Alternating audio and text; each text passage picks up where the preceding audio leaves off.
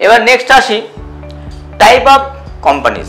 Company তো বুঝলাম, এবার কোম্পানি কত রকমের হয়, কি কি কোম্পানি হয় জানতে হবে। এগুলো কি আছে এখানে, কোম্পানি সম্বন্ধে কি আছে। কোম্পানি হয় প্রাইভেট লিমিটেড, ফার্স্ট হয়। তার আগে একটা হয় ওপিসি, আছে এখানে ওপিসি, হ্যাঁ আছে। সেকেন্ডে দেখুন 1% কোম্পানি। ওপিসি মানে 1% কোম্পানি। এই কোম্পানি আগে ছিল না। 2013 সালে ওপিসি মানে 1% কোম্পানি, বোঝা গেল, মানে একক মালিকানাধীন কোম্পানি।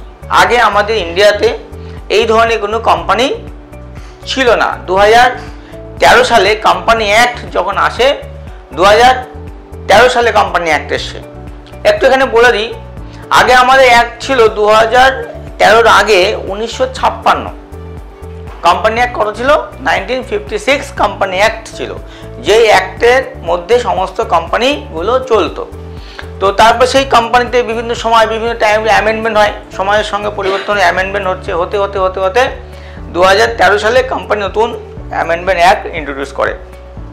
এখন বলা হচ্ছে কোম্পানি অ্যাক্ট 2013। তো সেই 13 যখন আসে তখন এই ওপিসিটা ইন্ট্রোডিউস করা হয়, 1% কোম্পানি। মানে এর আগে আমরা কি করতাম, এর আগে ম্যাক্সিমাম ক্ষেত্রে আমরা পার্সোনাল প্যান কার্ড দিয়ে একটা ট্রেড লাইসেন্স নিতাম, বা কেউ কোর্টে গিয়ে সরকার ট্রেডার্স বলে বা সরকার কনসালটেন্সি বলে একটা কোর্টে গিয়ে একটা পেপার এগ্রিমেন্ট করে নিয়ে নিত। প্রপার্টিশিপ মানে প্রপার্টিশিপ করা হতো, সেটাই কনভার্ট হয়েছে ওপিসি, অর্থাৎ 1% কোম্পানি। মানে চাইলে আপনি একক মালিকানাধীন একটা কোম্পানি করতে পারেন, বোঝা গেল। যেভাবে বড় বড় কোম্পানি চলে, আপনি একক মালিকানাধীন একটা কোম্পানি করতে পারেন, যে কোম্পানিতে আপনি একাই মালিক, বাট কোম্পানি ডিন থাকবে, ডিএসসি থাকবে। আপনি চাইলে অনলাইনে সেটাকে এমওএ কখন চেঞ্জ করলেন, বিজনেস স্টেট চেঞ্জ করলে, আমার এই ব্যবসা চললো না, আমার গার্মেন্ট চললো না, আমি এবার মার্বেলে যাবো, মার্বেল চললো না, আমি এবার কনসালটেন্সি করবো, বোঝা গেল। আপনি অবজেক্ট চেঞ্জ করতে পারবেন, ট্রেডমার্ক নিতে পারবেন, প্যাটার্ন রেজিস্ট্রেশন করতে পারবেন, আইএসও, মানে এভরিথিং আপনার জন্য খোলা। সেটা হচ্ছে ওপিসি, 1% কোম্পানি, বোঝা গেল।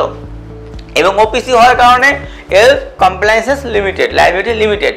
এবার আসুন প্রাইভেট লিমিটেড।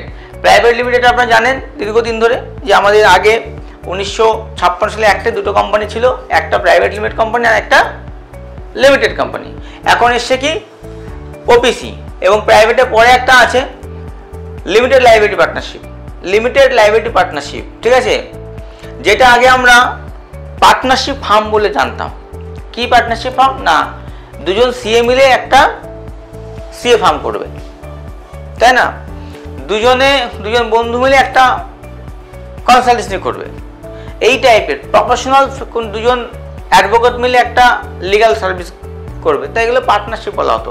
মানে একই ট্রেডের, একই সার্ভিসের বা একই গুডসের উপরে দুজনই মিলে একটা বিজনেস করবে, এটা বলতো পার্টনারশিপ, বোঝা গেল। মানে একই সেম ট্রেডে।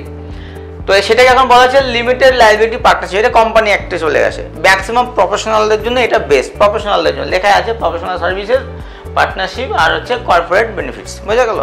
এখন দেখুন সমস্ত সিএ ফার্ম, ল ফার্ম এগুলো আসছে, আগে এগুলো ছিল না।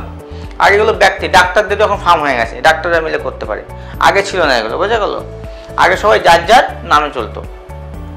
আর সব থেকে বড় এন্টিটি লিমিটেড কোম্পানি, যেটাকে আমরা পাবলিক লিমিটেড কোম্পানি বলে থাকি, যেটা করতে গেলে মিনিমাম 7 জন ব্যক্তি লাগে, 7 জন মিলে করতে হবে। এবং এটা আপনি চাইলে এনএসসি বিএসসি অর্থাৎ লিস্টেড করতে পারেন, বোঝা গেল, পাবলিক ফান্ড তুলতে পারেন, তাই এটাকে বলা হয় limited company. Share market listed করা সম্ভব, মানে ওই এনএসসি বিএসসি লিস্ট করতে পারেন, ঠিক আছে, লার্জ স্কেল অপারেশন, ঠিক আছে। তো এইগুলো বিষয়।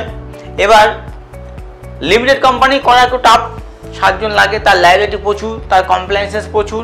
যারা বড় ব্যবসা করে তাদের জন্য বেস্ট।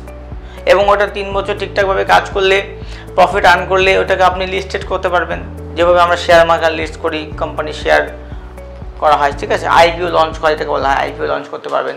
তো এইগুলো হচ্ছে লিমিটেড কোম্পানির মধ্যেই যাচ্ছে।